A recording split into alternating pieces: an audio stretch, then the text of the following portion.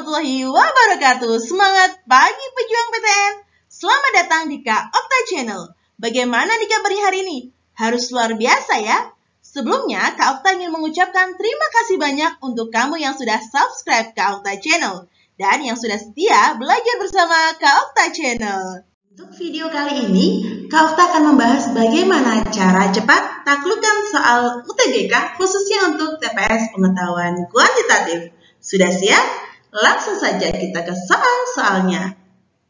Untuk soal yang pertama, jika B lebih dari sama dengan 1 dengan nilai X sama dengan 2B kuadrat ditambah B ditambah dengan 2 dan Y sama dengan B pangkat 3 ditambah 2B ditambah dengan 2, maka hubungan X dan Y yang memenuhi adalah berapa?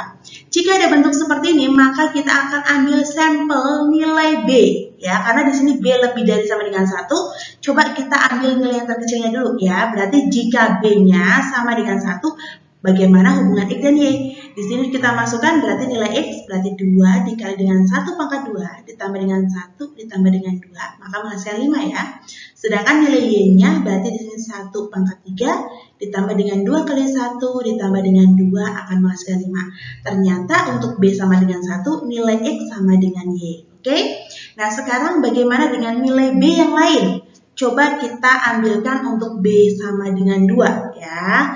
Nah, di sini berarti nilai X sama dengan 2 kali 2 kuadrat ditambah dengan 2 ditambah dengan 2. Nah, 2 kuadrat 4 kalikan 2 8 ditambah dengan 2 tambah dengan 2 ya. Maka menghasilkan 12. Oke, sedangkan nilai Y di sini berarti 2 pangkat 3 ditambah 2 kali 2 ditambah dengan 2. 2 pangkat 3 8 ditambahkan 2 kali 2 4 ditambahkan dengan 2. Berarti 8 tambah 4 12 tambah 2 hasilnya adalah 14. Berarti jika B sama dengan 2, maka nilai X akan kurang dari Y.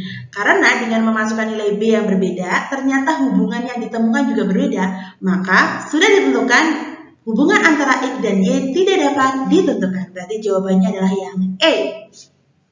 Untuk soal yang kedua, jika Y sama dengan 1/66 dikurangi 1/67 dan X sama dengan 1/65 dikurangi 1/68, maka bagaimana hubungan X dan Y ya? Ini Kak Okta akan menjelaskan dengan cara biasa terlebih dahulu. Kalau ada bentuk seperti ini, silahkan samakan penyebutnya kan. Berarti di sini karena ada 66 dan 67, nanti penyebutnya di sini 66 kali 67 ya. Kemudian kalikan silang di sini 67 kurangi 66. Oke? Nah, nilai Y ya. Oke, berarti nilai Y itu sama dengan berarti 1/66 kali 67. Sedangkan untuk nilai X, berarti X sama dengan, ini samakan penyebutnya, 65 kali 68, ini 68 kurangi 65. Maka nilai X akan menghasilkan 3/6568. Nah, untuk mencari mana yang lebih besar, kan ini nanti kalikan ke sana ya, ini kalikan ke sana, oke? Otomatis 66 kali 67 kalikan 63, sedangkan ini 65 kali 68 kalikan 1, pasti lebih besar yang X, gitu ya. Sudah ketemu kan? Nah, bagaimana cara cepatnya? Kalau ada bentuk seperti itu, Kak Okta akan berikan super jeniusnya. Cukup lihat penyebutnya dan cari selisih dari penyebutnya. Karena di sini 66 dan di sini 67, maka selisihnya 1. Sedangkan di sini 65 dan 68, maka selisihnya 3. Semakin besar selisihnya, maka nilainya semakin besar. Maka dengan seperti itu bisa diketahui bahwa nilai Y kurang dari X. Gitu ya. Semakin besar selisih penyebutnya, maka nilainya semakin besar. Oke. Untuk soal yang ketiga, diketahui matriks A yang anggotanya 3, negatif 4, 1, dan 2, dan matriks B yang anggotanya negatif 1, negatif 4, 2, dan 3 dengan AC sama dengan B. Matriks C inverse adalah inverse dari C, maka nilai dari determinan 2 kali C inverse adalah berapa? Yang perlu kita ketahui, di sini ada A kalikan C sama dengan B. Ingat, ini adalah sebuah matriks.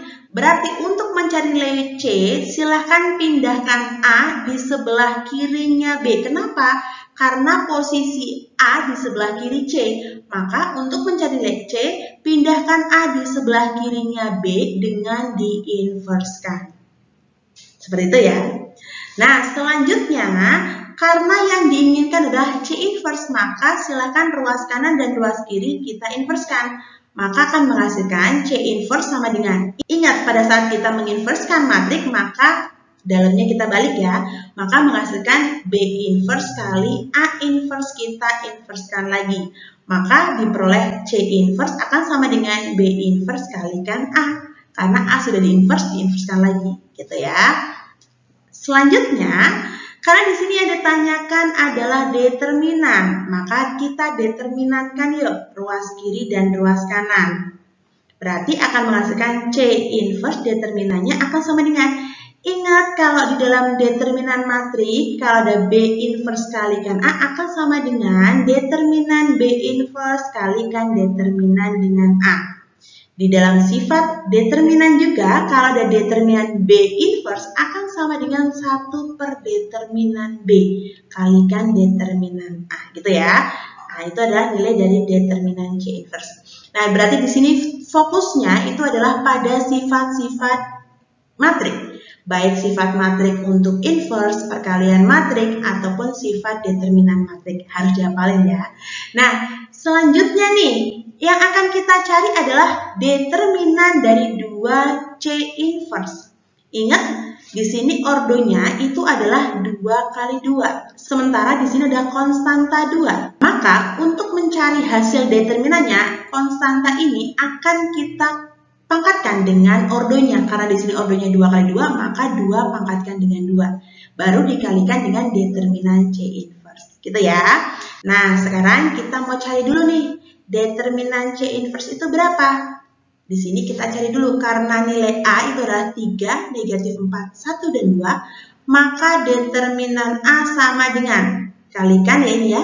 Berarti 6 dikurangi dengan ini dikalikan, berarti menghasilkan negatif 4. Maka determinan A menghasilkan 10. Gitu ya. Sedangkan determinan B di sini negatif 1 kalikan 3 menghasilkan negatif 3. Sedangkan 2 kali negatif 4 menghasilkan negatif 8. Berarti negatif 3 ditambah 8 menghasilkan 5. Maka diketahui determinan C inverse itu akan sama dengan 1 per determinan B menghasilkan 5 dikali dengan determinan A adalah 10.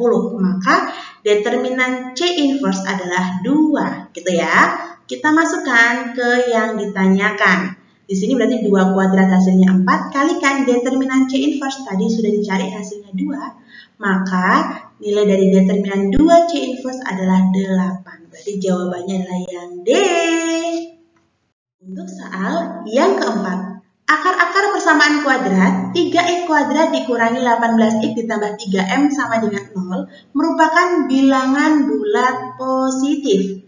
Jumlah semua nilai m yang mungkin adalah berapa? Nah, di sini karena kita punya persamaan kuadratnya adalah 3x kuadrat dikurangi 18x ditambah 3m, di mana setiap sukunya bisa dibagi dengan 3, maka kita bagi dulu dengan 3 ya. Nah, berarti di sini akan menghasilkan x pangkat 2 atau x kuadrat dikurangi dengan 6x ditambah dengan m sama dengan 0. Nah, selanjutnya ingat di persamaan kuadrat itu, jika saya punya I kuadrat ditambah BX ditambah C, yang akar-akarnya itu adalah X1 dan X2, maka nilai dari X1 ditambah X2 akan sama dengan min B per A. Sedangkan X1 kali X2 akan sama dengan C per A. Seperti itu ya. Nah, berarti di sini, jika akar-akarnya adalah X1 ditambah X2, yang menghasilkan min B per A, berarti min 6 per A. Per A-nya adalah koefisien X ya, berarti akan sama dengan 6. Nah, sedangkan X1 kali X2 akan sama dengan C per A, sedangkan C-nya adalah M. A-nya adalah 1, berarti nilai M ya. Nah, di sini berarti kita akan mencari bilangan, karena kebetulan akarnya semuanya bilangan bulat positif. Kita akan mencari bilangan yang dijumlahkan hasilnya 6, dikalikan hasilnya M. Berarti di sini bisa saja 1 tambah 5 hasilnya 6, 2 tambah 4 hasilnya 6, ya kan? Kemudian 3 tambah 3 sama dengan 6, ya kan? Sudah nggak ada bilangan lagi ya. Nah, berarti kalau misalkan X1, X2-nya ada 1 dan 5, berarti di sini 1 kali 5 menghasilkan 5, kemudian 2 kali 4 menghasilkan 8, kemudian 3 kali 3 menghasilkan 9. Maka jumlah semua nilai M yang mungkin adalah 5 tambah 8, 13, tambahkan 9 adalah 22. Nah, ketemu nih, jumlah semua nilai M yang mungkin adalah 22, berarti jawabannya adalah yang C. Untuk soal yang kelima.